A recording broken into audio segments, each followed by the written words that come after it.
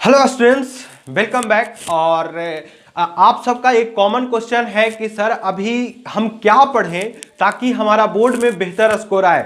दूसरा सबसे बड़ी बात यह है कि सर अभी तक जो भी पढ़ा है कॉन्फिडेंस नहीं आया है, किस तरीके से पढ़ाई करें समझ में नहीं आ रहा है सर, ताकि हमारा स्कोर बेहतर आ सके। तो बच्चों देखिए, मेरी कुछ इंपॉर्टेंट टिप्स है जिसमें आपको ध्यान देना है। तो आप अपने पास में कॉपी और पेन लेके बैठ जाइए ताकि हम आपको बता सकें कि किस तरीके से लास्ट के महीनों में आप पढ़ाई करें ताकि आपका जो स्कोर है 12th में वो बेहतर आ सके। तो हाँ, अगर आपने अभी तक मेरे चैनल को सब्सक्राइब नहीं किया है तो प्लीज मेरे चैनल को सब्सक्राइब कीजिए। चलिए अब बात करते हैं कि किस तरीके से पढ़ाई करें। बच्चों, मैं हूं मृणाल कश्यप और आप सभी का पुनः स्वागत करता हूं हमारे YouTube channel maths by Mrinal sir में। तो बच्चों, अभी जो मैंने बोला कि आप लोग का जो कॉमन क्वेश्चन है कि सर किस तरीके से पढ़ाई करें ताकि हमारा स्कोर बेहतर आ सके। बच्चों, कुछ इंपॉर्टेंट टिप्स मैं देना चाहता हूं और उस टिप्स को आप बहुत ध्यान से अपने माइंड में लर्न कर लीजिएगा और इस पे आप बेहतर अगर काम करेंगे तो जाहिर सी बात है कि आपका जो स्कोर है बोर्ड में वो बहुत शानदार आने वाला है। तो बच्चों, बस ध्यान से मेरे वीडियोस को अंत तक देखिएगा। तो सर वो टिप्स क्या है इसके बारे में जानकारी दीजिए। तो बच्चों, बहुत आसान सा टिप्स है, बस आपको करना है। सबसे आसान सा टिप्स क्या है? तो पहला सबसे इंपॉर्टेंट है कि पढ़ने के लिए बैठना है। पढ़ने के लिए बैठना है। देखिए, मैंने सबसे बड़ी बात बोला है। हाँ, आप पढ़ने के लिए तो बैठते हैं लेकिन कुछ से कुछ करने लगते हैं, तो इसको पढ़ाई नहीं बोलते यार, इसको बिल्कुल पढ़ाई नहीं बोलते हैं। आप जब बैठिए तो पूरे कंसंट्रेशन के साथ पढ़िए। सबसे पहला, ये सबसे महत्वपूर्ण है। अगर इस चीज को अगर आप फॉलो नहीं कर रहे हैं तो आप बिल्कुल बेकार काम कर रहे हैं, फिर तो कोई फायदा ही नहीं है। बाकी आगे का जो टिप्स है ना वो सब बेकार हो जाएगा। सबसे इंपॉर्टेंट जो है यही है, पढ़ने के लिए बैठना है। हाँ, पढ़ते समय आपको फेसबुक, इंस्टा, व्हाट्सएप और अदर सोशल मीडिया का यूज नहीं करता है। इनफैक्ट कि मैं आपको यह बोलना चाहूंगा कि मोबाइल का यूज नहीं करना है। लेकिन सर हमारी पढ़ाई तो मोबाइल से होती है, सर हमारा पीडीएफ तो मोबाइल के अंदर है। अरे मेरे भाई, वो पीडीएफ निकलता भी है, ठीक है ना। उस पीडीएफ को आप निकाल के उसको बनाइए। मोबाइल जब आप यूज करेंगे, कभी मैसेज आएंगे, कभी कॉल आएंगे, कभी फलना, कभी ढेकना, तो आपको यह समझ में नहीं आएगा कि हम पढ़ रहे हैं कि बस पढ़ रहे हैं, ठीक है ना। आप समझिएगा। दूसरी सबसे इंपॉर्टेंट बात आपको मैं ये बताना चाहता हूं कि आप जब पढ़ने के लिए बैठे तो अब पढ़ना कैसे है, इंपॉर्टेंट, सबसे इंपॉर्टेंट यह है कि आप पढ़ना कैसे है, ठीक है। तो पढ़ना कैसे है, तो आपके पास देखिए, अगर आप पीसीएम के स्टूडेंट हैं या फिर पीसीबी के स्टूडेंट हैं, यानी कि फिजिक्स केमिस्ट्री मैथ्स और फिजिक्स केमिस्ट्री बायोलॉजी, ठीक है, तो दोनों के लिए कॉमन बात है। आप इसको अलग अलग मत समझिए, आपको बस बेहतर तरीके से पढ़ाई करना है। तो देखिए, मैं आपको रिकमेंड करूंगा जो कि आप डेली कम से कम दिन भर में, एक दिन में 9 घंटे की पढ़ाई रेगुलर कीजिए। 9 घंटा। अब ये 9 घंटे को कैसे आप यूज करेंगे, ठीक है, ये मैंने मिनिमम बात बोला, ठीक है ना, ये मैंने बहुत मिनिमम बोला है। तो 9 घंटे का आपको यूज कैसे करना है?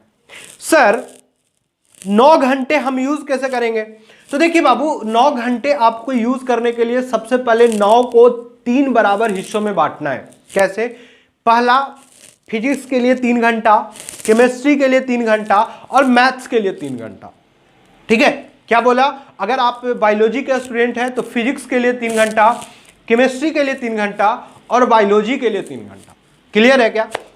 अब उस 3 घंटे में, यानी कि फिजिक्स के 3 घंटा, केमिस्ट्री के 3 घंटा और मैथ्स के 3 घंटे में आप करेंगे क्या? सबसे बड़ी बात है, अब देखिए उस 3 घंटे को भी आप बांट दीजिए। कैसे बांटिएगा? तो 2 और 1। कैसे बांटिएगा?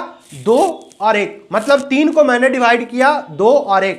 सर इस 2 और 1 में क्या करना है? देखो बाबू, 2 और 1 में क्या करना है कि आपको 2 घंटे डेली क्वेश्चंस लगाने। क्या करना है? डेली 2 घंटे क्वेश्चंस लगाने और 1 घंटे में थ्योरी पार्ट को याद करना है। मतलब जो भी इंपॉर्टेंट फॉर्मूले हैं या फिर कॉन्सेप्ट है, कुछ डेरिवेशन है, उस चीज को आपको याद करना है। ये काम आप फिजिक्स में भी कर सकते हैं, केमिस्ट्री में भी कर सकते हैं, मैथ्स में भी कर सकते हैं। ठीक है, अगर आप बायोलॉजी का स्टूडेंट है तो बायोलॉजी में भी सेम काम करिए। 2 घंटे क्वेश्चन लगाइए और 1 घंटे आप थ्योरी पार्ट को लर्न कीजिए, याद कीजिए। क्योंकि यार अगर आप लर्न नहीं करेंगे, आप अगर याद नहीं करेंगे तो क्या कॉपी थोड़े ना लेके जाना है एग्जामिनेशन हॉल में। जो चीज आपके दिमाग में रहेगा वही तो आप वहां पे लिख पाओगे। अरे सही बात है ना। तो आपको बिल्कुल जो भी आप पढ़ रहे हैं ना उसको लर्न करने की कोशिश कीजिए, याद करने की कोशिश कीजिए। क्योंकि जब आप एग्जामिनेशन हॉल में जाएंगे तो सिर्फ आपका दिमाग जाएगा, आपका नोट्स, आपका कॉपी नहीं जाएगा। सर उसके बाद क्या करना है? ठीक है, तो अब देखिए कि इंपॉर्टेंट ये है कि अभी तक आप पढ़ रहे हैं और आप जाहिर सी बात है बोर्ड आपका पहली बार, मतलब 12th बोर्ड आप पहली बार दे रहे हैं, लेकिन आपका लिखने का तो कोई प्रैक्टिस नहीं हुआ होगा। किस तरीके से क्वेश्चन आते हैं इसके बारे में भी आपको जानकारी नहीं हुई होगी। तो तीसरा सबसे इंपॉर्टेंट हो जाता है क्वेश्चन बैंक या फिर मॉडल पेपर। ठीक है, मॉडल पेपर को या फिर क्वेश्चन बैंक को अच्छे से बनाइए। एक का उसमें आप लिखने की प्रैक्टिस कीजिए। लिखने की प्रैक्टिस सबसे ज्यादा इंपॉर्टेंट है, क्योंकि आप किसी क्वेश्चन का आंसर किस तरीके से दे रहे हैं, सामने वाले को किस तरीके से समझा रहे हैं, यह बहुत इंपॉर्टेंट होता है। क्योंकि बेहतर आपका प्रेजेंटेशन ही आपको बेहतर स्कोर दिलाएगा। हां, राइटिंग आपकी बहुत अच्छी होनी चाहिए, आपकी लिखावट बहुत अच्छी होनी चाहिए। किस तरीके से लिखना है, तो सबसे पहले तो लेटर के बीच में गैप देने की कोशिश कीजिए। आप लोग कर्सिव में पूरा ऐसे लिखते हैं कि सामने वाले को पढ़ ही में नहीं आता है, वो समझ ही नहीं पाएगा क्या लिखे हो यार। तो इससे क्या है कि आपके जो मार्क्स हैं वो काट लेगा, क्योंकि अब उसको ही नहीं पढ़ने आ रहा है तो क्या मार्क्स देगा। तो ऐसा लिखिए ताकि बेहतर तरीके से वो पढ़ सके, जो कॉपी चेक करने वाला हो वो बेहतर तरीके से पढ़ सके और आपको बेहतर स्कोर दे सके। आप समझ रहे हैं ना मेरी बात।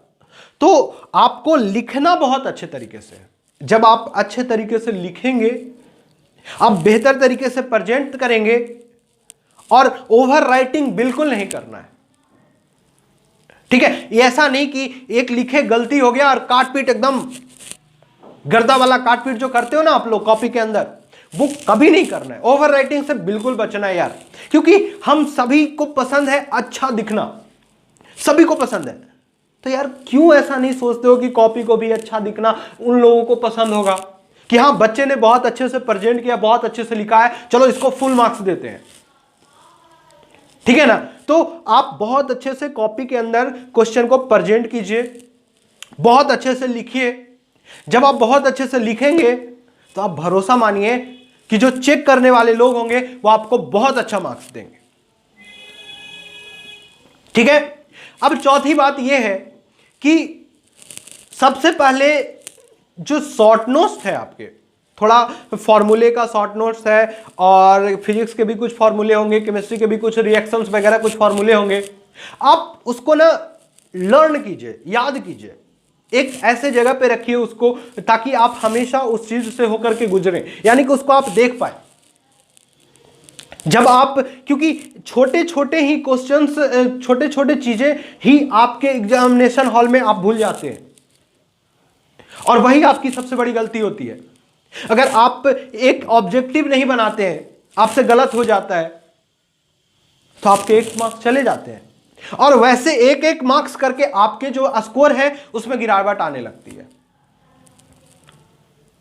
तो इस चीज से अगर आपको बचना है तो सबसे पहले आपको ध्यान देना पड़ेगा कि शुरुआती का जो भी बेसिक फॉर्मूले है, बेसिक, उसको आप याद करने की कोशिश कीजिए। क्योंकि ऑब्जेक्टिव में बहुत हार्ड नहीं पूछा जाता है, बहुत सिंपल पूछा जाता है, बेसिक फॉर्मूले पे बेस्ड होता है। तो उसको अच्छे से लर्न कीजिएगा, उसको याद कर लीजिए, एकदम आपके जुबान पे होने चाहिए। कहां होने चाहिए? एकदम जुबान पे होने चाहिए। कोई पूछा नहीं, फटाक आंसर, ऐसे होने चाहिए। ठीक है, तो 4 महत्वपूर्ण बातें हैं और पांचवा जो कि सबसे इंपॉर्टेंट है, ये मैंने आपको बताया कि किस तरीके से पढ़ना है, लेकिन पढ़ोगे तब ना जब आपका ये जो है क्लियर रहेगा। इसमें निगेटिविटी अगर आ रहा है तो आपको पढ़ने में मन ही नहीं लगेगा यार। और सबसे इंपॉर्टेंट है कि आप हमेशा पॉजिटिव रहिए। क्या होगा, स्कोर क्या आएगा क्या नहीं आएगा छोड़ दीजिए, वो सब ऊपर वाले पे है। बस आपको अपना काम बेहतरीन करना है। जब आप एग्जामिनेशन हॉल में जाएं तो वो काश वाली जो फीलिंग है कि काश मैं पढ़ा होता, काश मैं याद किया होता तो आज मेरा स्कोर बेहतर होता। ये जो काश वाली वर्ड है इसको अपने जिंदगी से निकाल दीजिए और बैठ के पढ़ाई कीजिए। बिल्कुल पॉजिटिव रहिए कि बिल्कुल बेहतरीन होगा। समय अभी भी आपके पास 30 दिन है। 30 को 9 से मिनिमम अगर 9 घंटे की पढ़ाई करते हैं तो 9 तिया 27, यानी कि 270 घंटे की पढ़ाई आप कर सकते हैं। और 270 घंटे में लोग अपने 24 घंटे में जिंदगी बदलते हैं, आपके पास तो 270 घंटे हैं। और 270 घंटे में आप अपने जिंदगी का इतिहास लिख सकते हैं, यानी कि 12th में बेहतर स्कोर कर सकते हैं। तो इस वीडियोस को देखने के बाद सिर्फ इस वीडियोस को मत देखिए, आप जाके बैठ के पढ़ाई कीजिए। ऐसे बहुत सारे वीडियोस आपको मिलेंगे, आपको मोटिवेट करेंगे। अरे क्या मोटिवेशन यार, आप सेल्फ मोटिवेट रहो ना। आपको काम करना है। जितना देर आप सोचने में लगाते हो कि हमको आज पढ़ना है पढ़ना है पढ़ना है, लेकिन आप पढ़ते नहीं हो, उससे ज्यादा जल्दी आप बैठ के पढ़ना स्टार्ट कर लो। किस तरीके से पढ़ना है वो मैं आपको बता दिया, कैसे स्टार्ट करना है मैंने आपको बता दिया, स्टार्ट करने के बाद क्या पढ़ना है ये भी मैंने आपको बता दिया। तो ज्यादा से ज्यादा बैठ के पढ़ाई करने की कोशिश कीजिए। ज्यादा सोचने की कोशिश बिल्कुल मत कीजिए कि पता नहीं अब तो क्या होगा, अभी तक तो मैंने कुछ नहीं पढ़ा। अरे यार कोई बात नहीं है, अगर आपने नहीं भी पढ़ा तब भी कोई बात नहीं है, अब पढ़ लीजिए ना, अब आपके पास समय है पढ़ने के लिए। तो बच्चों जाइए और बेहतर पढ़ाई कीजिए, और जब आप पढ़ेंगे तो आपके स्कोर बिल्कुल अच्छे आएंगे। और किस तरीके से पढ़ना है ये मैंने आपको बताया है।